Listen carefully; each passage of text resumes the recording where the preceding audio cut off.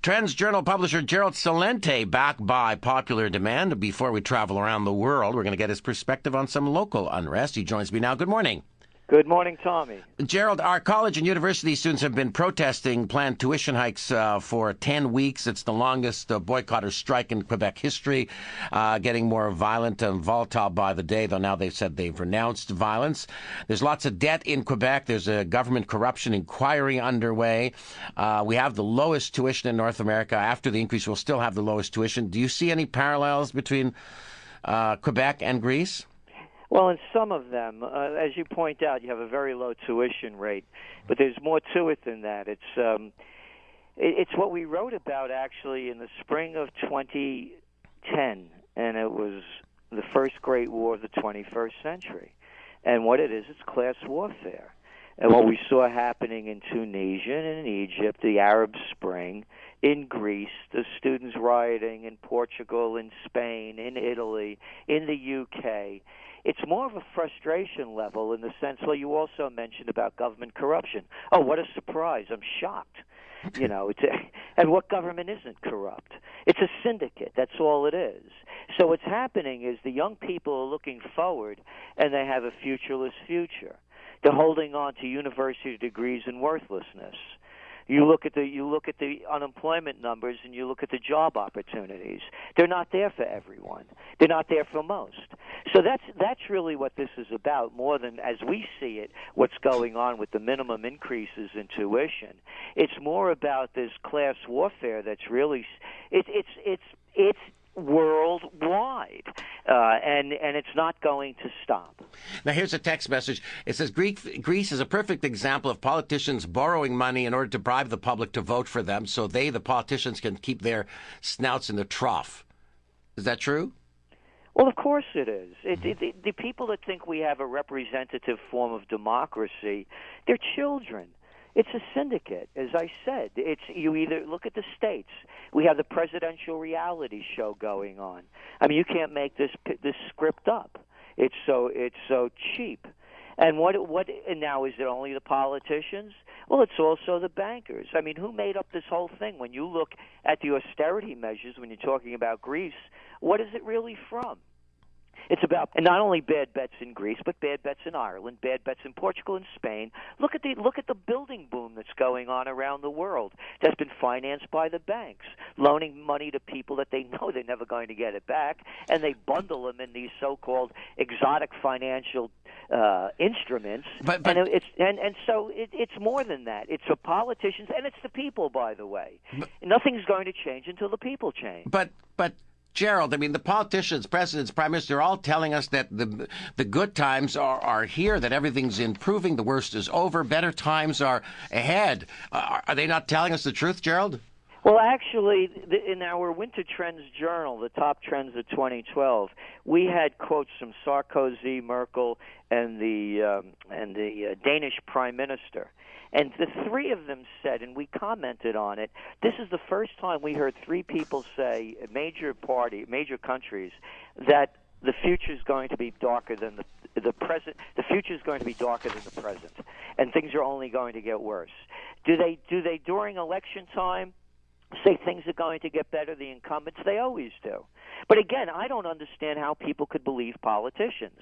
When is it going? I just got back from Berlin yesterday, and it was my first time there. And I have to tell you how sad I was. As I'm walking along and you see these beautiful buildings from the late 1800s, early part of the 20th century, and then you see blocks and blocks of new buildings that were built, after the war. And you see, the stark contrast of this gorgeous old city and now the stuff that they had to put up cheaply and quick. And I'm saying to myself, how long, what does it take for people to wake up that they have a bunch of psychopaths running their lives? I mean, what did it take? Couldn't they see that they were getting annihilated? But yet they keep listening to their leaders, whether it's the war in Iraq, the war in Afghanistan. Hey, how about a lovely humanitarian mission in Libya? I got it, Tommy. Syria, let's start another one in Syria. So to me, it keeps going back to the people. When the people have courage, dignity, respect and integrity, they won't take the crap being doled out by a bunch of losers that never had a job, a working day in their lives. They're called politicians. So what would they do instead? What would the people do? What would make sense? What would make sense is, number one, let's stop these stupid wars. Look what they've accomplished. Look at the news of what's going on in Afghanistan. And you hear the hypocrisy spewing out of Obama's mouth, Clinton's mouth, and the rest of them, Panetta, Petraeus, all of them saying, oh, this isn't the way Americans behave, what these soldiers did, posing with these bodies, these decapitated bodies. This isn't the American way. Oh, no, the American way is send in Predator drones, bomb the hell out of a country, and occupy a foreign nation.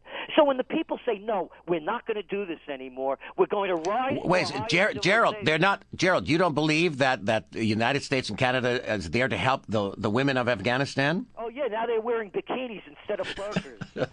Come on. What a bunch of baloney. How about it couldn't be because of all the rare earth minerals, could it? It couldn't be because of all the trans pipelines going through there. No, that has nothing to do with it. It couldn't be because of all the other rich natural resources, and it couldn't be because of a bunch of psychopaths that keep taking their countries to war while their kids never go and they've never fought a day in their lives. No, that couldn't be it.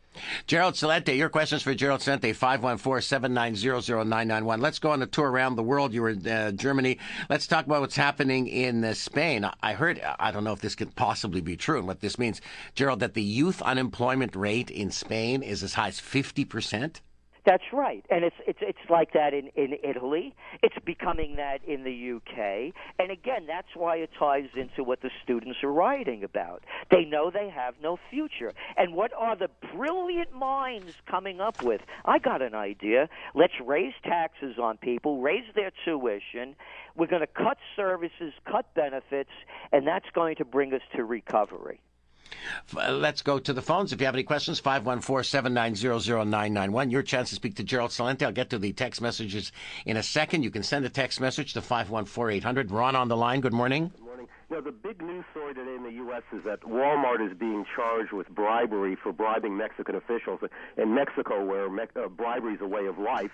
And then 60 Minutes had a piece over the weekend where Lehman Brothers, which is the biggest bankruptcy in case of fraud in U.S. history, no senior executives are ever subject to criminal prosecution. And by the way, Mr. Celente had pointed out in one show that that major banks pay or at least leveled with hundreds of millions of dollars of fines for securities laws violations, very serious crimes, and no senior executives ever get prosecuted over there also. So, like, Obama lost his mind. I mean, why is Obama going after no-value targets like Walmart in Mexico and not prosecuting criminals? I mean, what's his slogan for his re-election campaign? Lies and promises you might have heard before? Well, let's not forget the MF Global scandal as well with John Corzine, which I got caught up in. He can't find $1.6 billion. And again, what the word justice means, and again, this is why we're seeing all this unrest going on around the world. The word justice is being spelled incorrectly. It's JUST. U.S., just us. And really, there's not one major head that rolled from the Wall Street financial crimes. You don't see John Corzine being prosecuted for anything, charged with anything. I can't find $1.6 billion. Oh, it couldn't be that he raised over $500,000 for Obama and is continuing, as the reports are coming out, raising $35,000 a plate dinner. Your questions for TransJournal publisher Gerald Celente. These two questions just came in by text. Gerald, Mario says, hey, Gerald, it couldn't be much worse than Greece, yet it seems the world is still turning. When exactly is the sky going to fall in Europe? And if interest rates go up in Canada, are we going to be in a real estate bubble here like in the U.S.? It should have collapsed. And they keep coming up with these schemes undreamed of. For example, go back to the end of December 2011. All of a sudden, the ECB, the European Central Bank, loans banks. Again, everybody out there, this doesn't mean you. It only means if you're a member of the syndicate. They loan banks all the money they want at virtually no interest rates, long-term refinancing operation, LTHRO. And we pay back in 3 years, but here's the deal. buy up these crappy bonds that we have in Spain, in Italy, in Portugal. Keep buying them so it looks as though we're keeping the country afloat. So they dumped in an estimated 1.4 trillion euros. Now they've run through that money. And now the Spain problem is heating up again. There's going to be, I believe, a real estate bubble. It's already bursting in China, because people forget that after the panic of '08, China was doing the same kind of QE2, QE1s that everybody else was doing. They were doing it all over the world. So they've created another debt bubble. The bubble will happen, I believe, in Canada when they raise interest rates, when there's pressure on the currency. And that's the only way it's going to happen, because all of the central banks are pumping the system with cheap money. We have virtually no interest rates in the United States, and they're going to be doing it now, they're saying, until at least late 2014. So they're just going to keep pumping money in, and that's why I keep buying gold, even though gold prices are at $16.28 as we speak.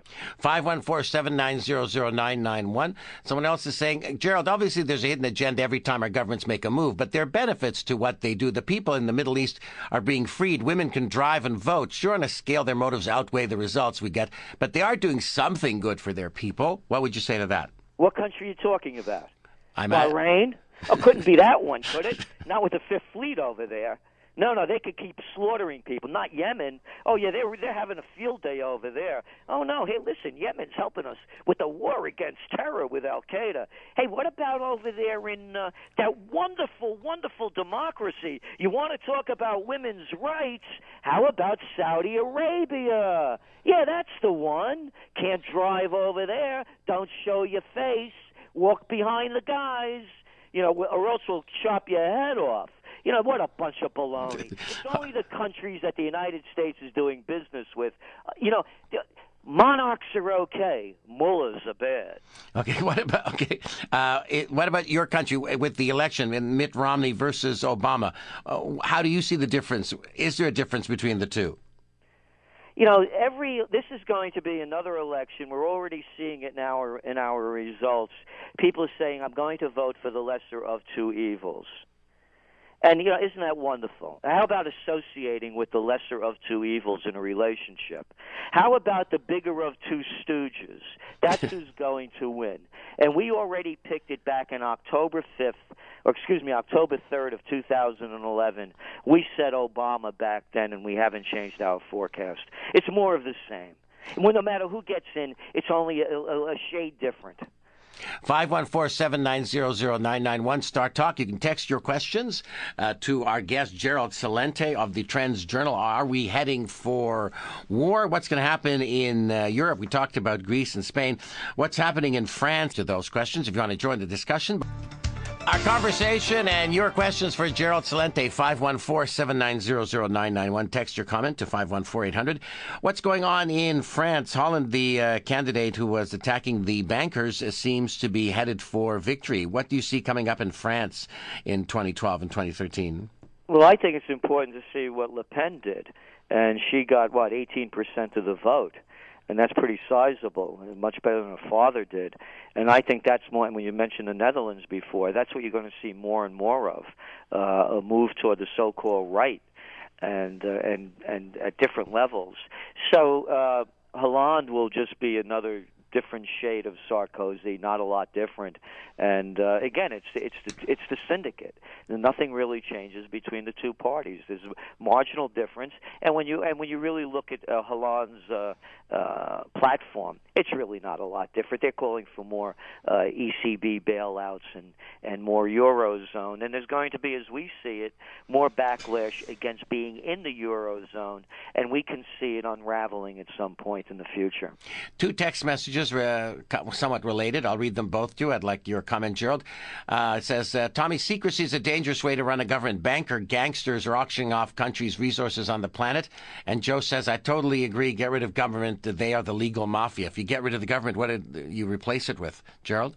Well, I wouldn't say get rid of it, but I would look at the Swiss model that I keep talking about with direct democracy. Let the people vote. If we could bank online, we could vote online. So every time that there's an important issue, let's put a referendum up, and it could be done at the local level to the federal levels. So that to us is the solution. Keep the political system in place, but just have the people vote on critical issues like they do in Switzerland. I mean, after all, it's the highest standard of living in the world. Everybody has guns over there. They don't kill each other. And the food's good, and it's a nice place to visit. Okay. So, I mean, they're doing something right over there. Stan on the line. Good morning. You have a question, Stan? Not there. 514-790-0991. Start talk. Another text message. So what's the solution of the two evils? Revolution? No, to open the political system up. It's almost impossible for a third party to run in this country. Trying to get on the ballot is almost impossible. It's become a totally corrupt system. I love this word they have, career politicians. How about a bunch of losers that never worked a day in their lives that are soaking off the public trough? That's all it is. So we have to break these things out with term limits and with opening the system up. It's a closed system. Look, when I was a kid growing up, I used to hear about, over there in the Soviet Union, they have one party. They had an election. 98% of the incumbents got reelected. Yeah, just like in the States, 96% of the incumbents get reelected. Yeah, but you have two parties. Yeah, twice as good, and it's the same. 514-790-0991. Start Talk. Text your comment to 514-800. Another big scandal here in this country, our government's intention to buy F-35 planes. The cost is higher and higher and higher. What are the indications you see of war on the horizon? Iran. They keep pumping up Iran, and now they're talking about Syria. Again, as I mentioned, I just got back from Berlin, and I'm saying, when are people going to ever learn? And the only thing we learn from history is nothing. The greatest president, I believe, in my lifetime was Dwight D. Eisenhower, 5-star general, supreme commander of the Allied forces, unlike these little chicken hawk wallies like you got up there, and Harper and Cameron and Sarkozy and Obama and the rest of them that never fought a day in their lives, that are always willing to send people. Here Eisenhower, and by the way, a Republican president, tells the people as he's leaving office that the military-industrial complex is taking over. It's robbing you of the genius of the scientists, the sweat of the laborers, and the future of the children. How much more do people have? Oh, what's for lunch? I mean, they brush it off. This is Eisenhower talking. This is no left pinko liberal. And when are the people going to rise up and find the truth within themselves so they stop this madness? Who's going to attack Canada? I got it, Korea. Listen to the Tommy Schnurmacher Show live weekdays 9 to noon on CJAD 800 and CJAD.com.